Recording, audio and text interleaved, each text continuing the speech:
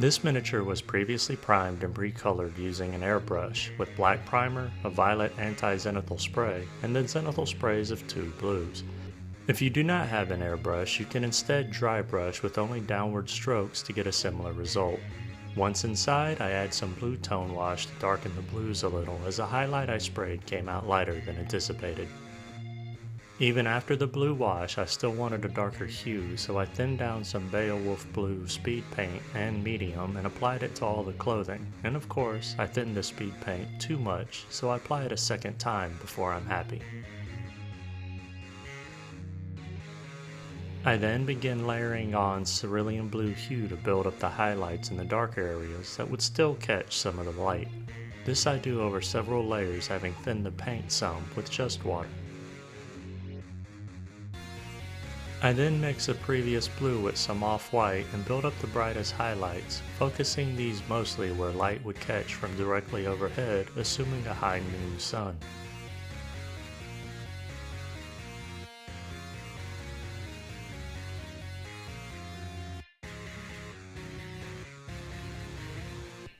Moving on to the flesh, I realized I should have base coated this with violet or magenta.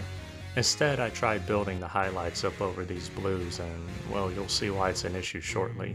I feel like I did a good job of painting around the cheeks and nose, leaving some of the blue around to act as the shadows. I built this highlight up over 2 applications, trying to end with a fairly smooth texture.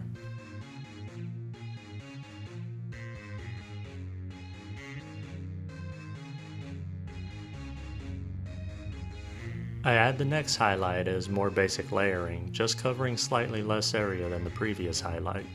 Although I'm happy with how I applied these highlights, I became concerned that I just painted her like she drowned hours ago. This is a scheme I'll use for my next undead humanoid, but it's not appropriate for a warm-blooded human. Much like the blue tone I tried as a shortcut to darkening the blue clothing, I try adding some thin pink speed paint to add some life and warmth. And much like the blue tone wash, this failed to provide what I sought.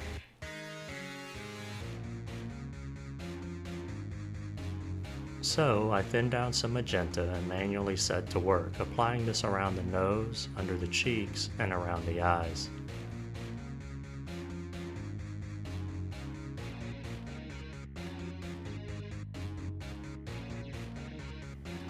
Afterwards, I returned to the previous highlight color to build up any highlights I lost from adding the magenta shadows.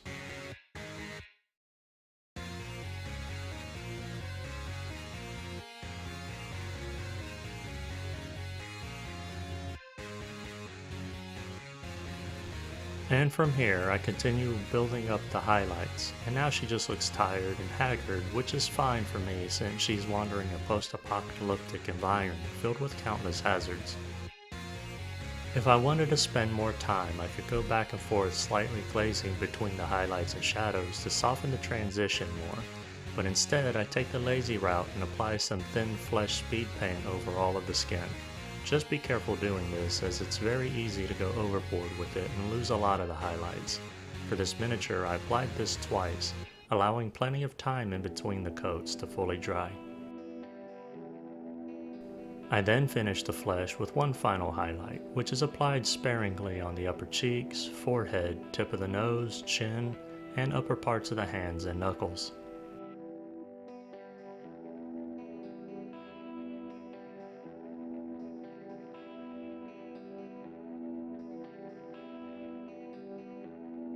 In the interest of keeping this video fairly short, I'll transition quicker on some of the following steps, especially on the ones that are just basic layering with a few highlights. For the yellow fabrics, I base coat with yellow oxide before adding a highlight over roughly 75% of the surface area. I then apply a brown wash to darken the recesses and give a slightly grungy look. She's recently out of the protected vault, so the clothing is in good condition, but in a wasteland it wouldn't take long for grime and dust to stain the fibers.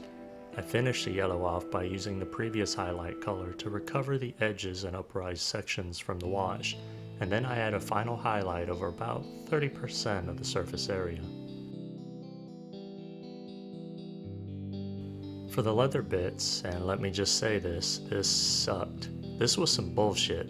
Up until this point, I had roughly 3 hours into this miniature, including the unboxing and assembly. The leather steps I used, which is just one base coat followed by 2 highlights consisting of only hatching lines, took 3.5 hours alone. There's a lot more leather armor on Lucy than I realized, and up until this point I was having fun, despite so many steps not coming out the way I was wanting. This armor was not fun. It was a slog, especially the base coat, which took 2 applications. Once I got mostly done with the first hatching highlight and got to the second one, I finally started to enjoy this process again, seeing that the end result would look pretty good and I could at least feel like I didn't waste a large amount of time.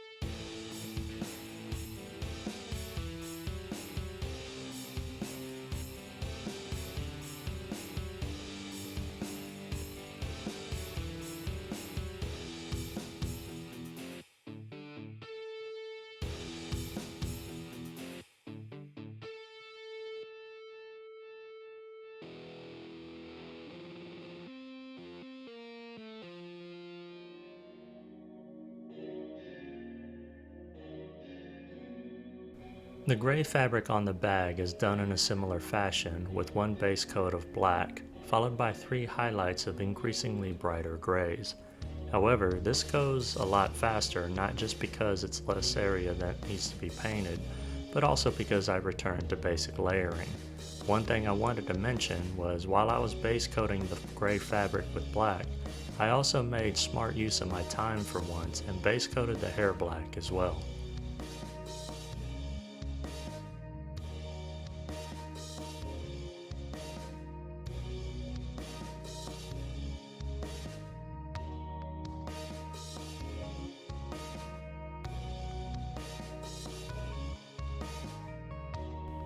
The hair is treated similar to the gray fabric, with 3 highlights built on the black base coat, though I try to leave a lot of the black hair untouched as she's meant to have black hair, though you can see some brown in it due to bleaching from time spent under a harsh and unforgiving sun. One downside to using an airbrush like I did on this model, as well as the nurse miniature I painted a few weeks ago, is that the miniature looks like it's far from being finished until you've blocked in almost every element that was not part of the airbrush tones. Once the base coat on the hair was done, I began to realize I was nearing the end. With the metallic base coat on the metal bits, followed by a dry brush and edge highlight of a brighter metallic tones done, I then finished the Pip-Boy with dark green for the base coat on the screen. One additional highlight is added, focused more in the middle of the screen. And finally, fine hatching lines are added with a neon green to act as text.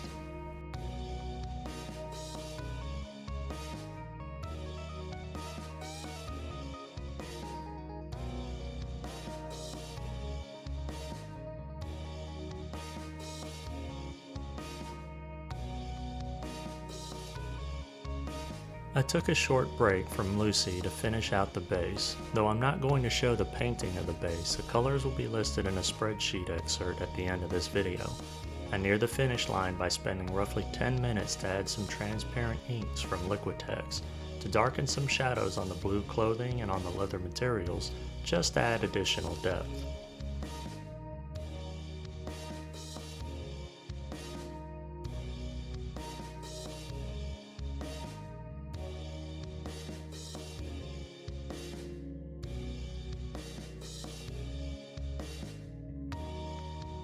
I then finish off Lucy with a quick pen wash by mixing Mr. Weathering solvent and multi-black. As for how much solvent do I use? Just enough that after mixing it, it runs down the side of the palettes well and does not hang out on the sides. Be sure you use a cheap or synthetic brush. This stuff is bad for the life of your good brushes.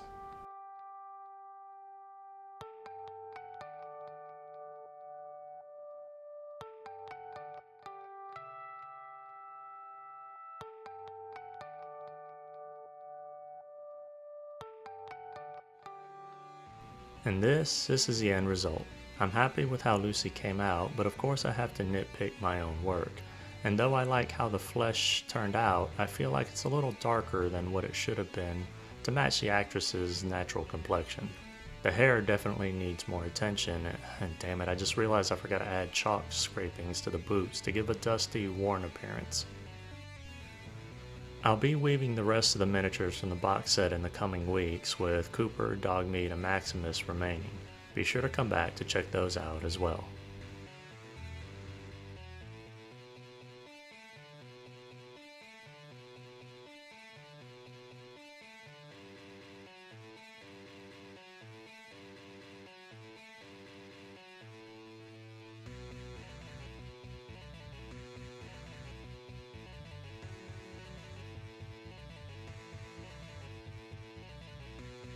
I hope you learned something or were inspired to start or expand your own Fallout miniature collection. If you have any questions or comments, please leave them below, and if you like the content of this video, please like, share, and subscribe. Or even better, hit the bell button to be notified of future content. I'm Jim with Working with Miniatures. I'm truly grateful for your time, and I bid you a fond farewell. Until the next video.